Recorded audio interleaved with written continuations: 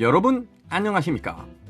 대한민국에서 유일하게 장교부사관 시험을 1:1 쪽집게 과외로 합격시켜드리는 장교부사관 선발 시험의 최고의 전문가 오마이 짱쌤입니다. 반갑습니다, 여러분. 자, 지난 시간에 이어서 장교부사관 진급 잘하는 비법을 최초로 공개해드리는 천기누설을 하고 있습니다. 자, 여러분, 처음 이 방송이 나가고 난 다음에 많은 전화가 왔었습니다. 그래서 감사하다는 전화도 오고, 이런 부분을 다뤄도 괜찮겠느냐고 하는 동기들의 연락도 왔는데 괜찮습니다. 여러분들에게 아주 좋은 정보를 미리 알려드린다고 생각을 하고요. 여러분들도 오마이 짱쌤의 이러한 의지를 잘 인식하시고 군생활에 많이 도움이 되시기 바라겠습니다. 자, 그러면 지난 시간에 이어서 세 번째, 격오지 근무 등 힘든 지역에서 근무를 했는가 하는 부분에 대해서 여러분들과 이야기 나눠보도록 하겠습니다. 격오지 근무라는 게 뭡니까, 여러분? 통상 우리가 GOP라든지, 그렇죠? GOP, 그 다음에 또 GP, 그렇죠? GOP는 어디예요? 우리가 이제 휴전선 근방에 철책선이죠. 지금은 뭐 지뢰도 제거되고 GOP 부대도 뒤로 철수하고 뭐 이러한 형태를 띠고 있지만, 이 GP, 수색대에서 수색연대, 수색중대 이런 부분에서 GP 그 휴전선 안쪽에서 비무장지대에서 근무하는 경우라든지, 그 다음에 최전방 지원, 그죠? 최전방 근무, 요런 부분들. 그 다음에 해안 초소, 해안부대에서 뭐 동해, 서해, 남해 등 해안부대에서 아주 그 군생활의 어려움 중에 하나가 바로 도시권에서 먼 지역에서 몇 년씩 장기간 근무하는 것이죠.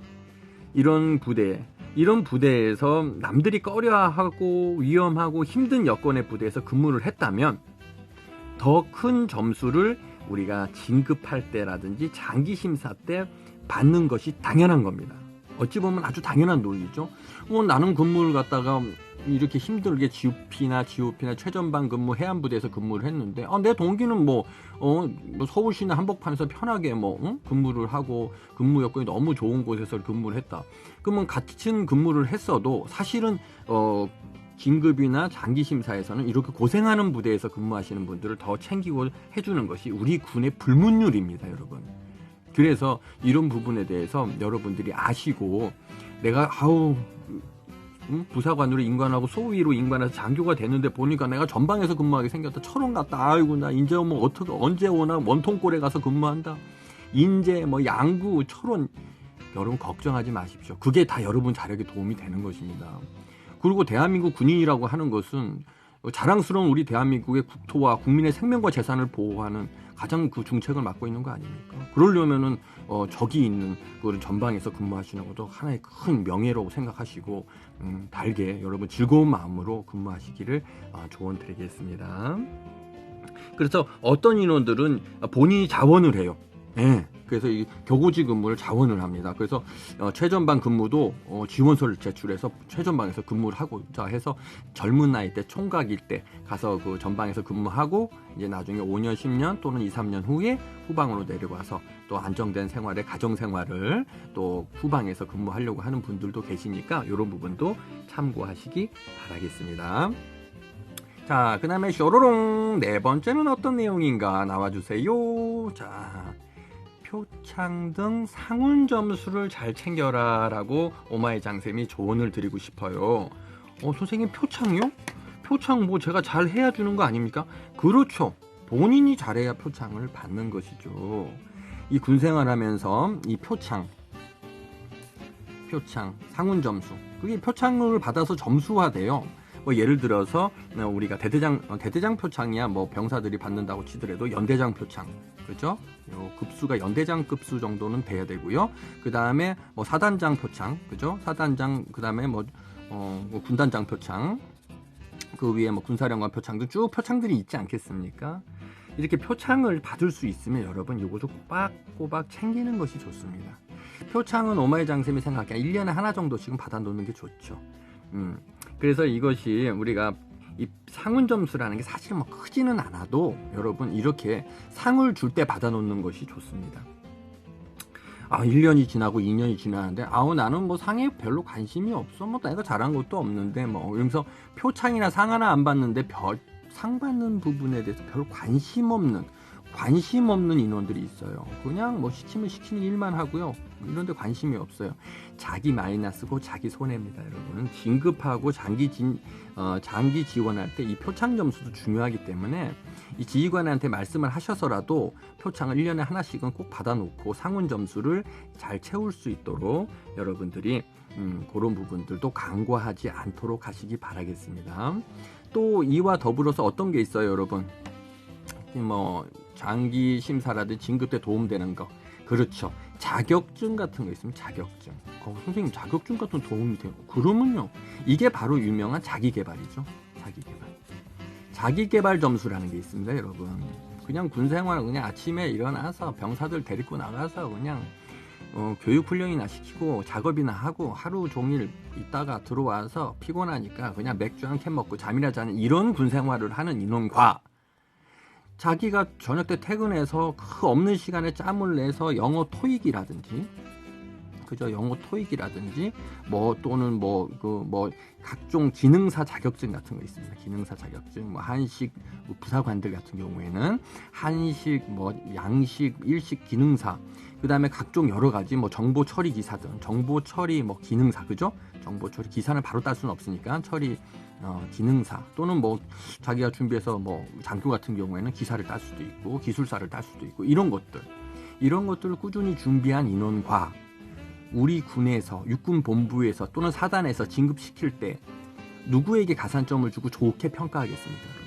그렇습니다. 자기 개발을 꾸준히 한 인원에게 좋게 평가를 하고 좋은 점수를 주는 게 인지상정이겠죠. 당연하다는 얘기입니다, 여러분. 아시겠죠? 그래서 이런 부분들도 꼼꼼하게 군생활하면서 그냥 세월 보내지 마세요, 여러분.